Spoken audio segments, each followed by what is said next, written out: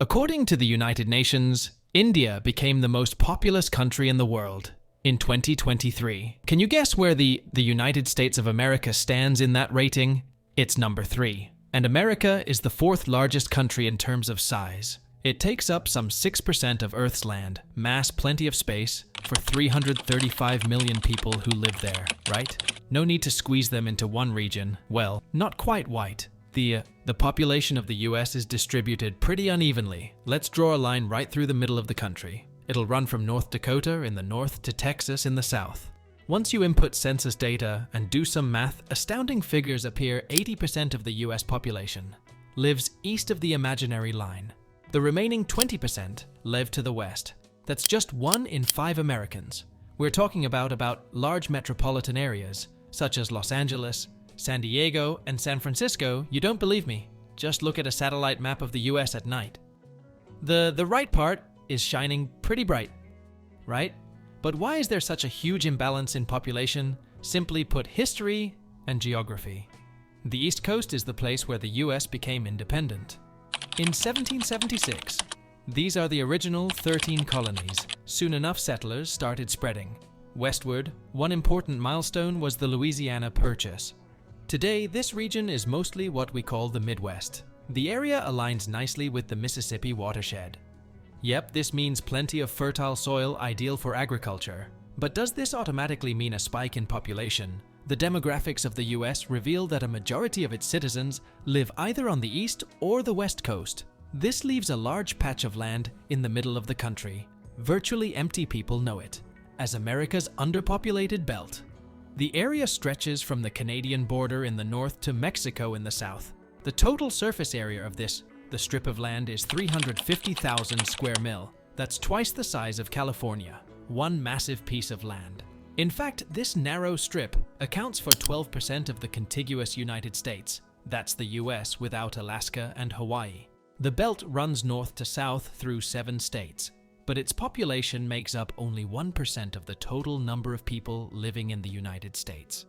Now, this doesn't mean that the area is empty. It's still home to just over 3 million people. That's roughly the population of the island country of Jamaica, but there is room here for many more residents. Let's take the example of Nigeria. Its total land area is slightly bigger than the sparsely inhabited belt in America, but Nigeria's population is a huge 206 million people. This makes it the 7th most populated country on the planet. Is impressive, right? But why isn't the American Midwest living up to its potential? Well, time for one last history lesson. I've already mentioned how the United States expanded from the East Coast to the West Coast. This doesn't mean that the West was lagging too far behind. Take, for example, the cities of San Francisco and Los Angeles were incorporated in 1850. That's just 13 years after Chicago. The following year, Portland, Oregon became incorporated. You get the picture? And then, in 1869, the United States completed building its first transcontinental railroad. In terms of transport, the country was unified. There is no historical reason strong enough to explain why so few people live in the center of the country. So now it's time for some interesting geography. If you look at the physical map of the United States, you'll notice that this belt lies in the Great Plains. As the name suggests, the area is flat, which should be ideal for large settlements. Well, not east of this region. There is a huge patch of the color brown. It's covered by mountains, but not just any mountains. These are the Rockies. The range is around 76 million years old. It has several peaks over 14,000 feet, and most of the Rockies are national parks, a vast nature reserve. But most importantly, the range plays a vital role in the region's climate. Ever heard of the range shadow effect? Let me explain what weather systems form over the Pacific Ocean. Then they travel east, where they meet the Rockies.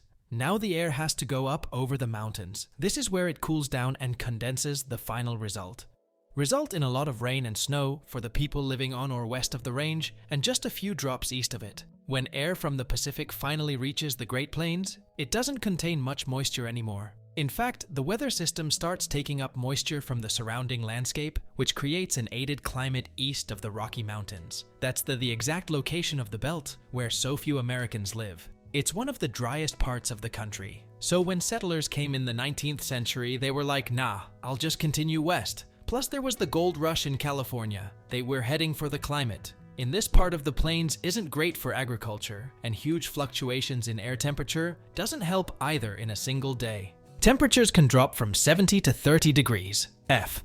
These sudden changes in outside temperature is harmful to human health. It's like stepping inside an air-conditioned room on a sizzling summer day. Not a pleasant feeling. Southern California has a similarly dry climate, yet close to 40 million people live there. This makes California the most populous US state. Their secret: a vast network of irrigation canals and aqueducts, plus a share of water from the Colorado River. Summers in the Great Plains get very hot, while winters are extremely cold. The reason behind these wild weather patterns are polar winds.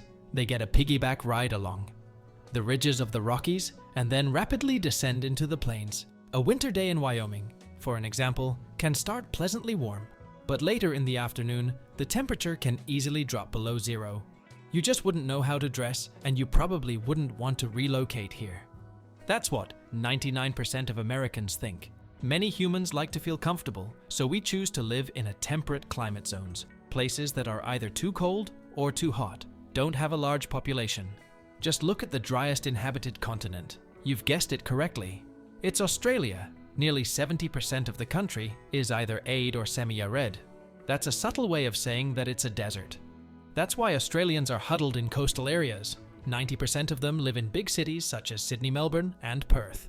The only exception is the capital Canberra. They build it inland, close to a water source. But Australia's interior is sparsely populated. Just like in the States, there is only one major town in an area, the size of 12 Lake Michigan. A huge shout out to the residents of Alice Springs. They truly live in an oasis. And what about places with a temperate climate? Like Europe, the population is evenly distributed here, right? Well, yes and no. Depending on the country. In Germany, 77% of people live in urban areas. They have plenty of major cities to choose from. Berlin, Hamburg, Munich, and Bonn all have over 1 million residents. But let's look at neighboring France, and how many cities with a population over 1 million can you name? Okay, Paris definitely. It has over 12 million residents in the metropolitan area. But now comes the staggering fact: the next two cities on the list have a population of barely 2 million, respectively. Can you notice the huge imbalance? This is the case in most large European countries. In Greece, for example, 35% of the population lives in the capital, Athens. So the largely underpopulated center of the United States is not a unique example of America, is the land of opportunities. But chances of finding a better life are greater in large cities.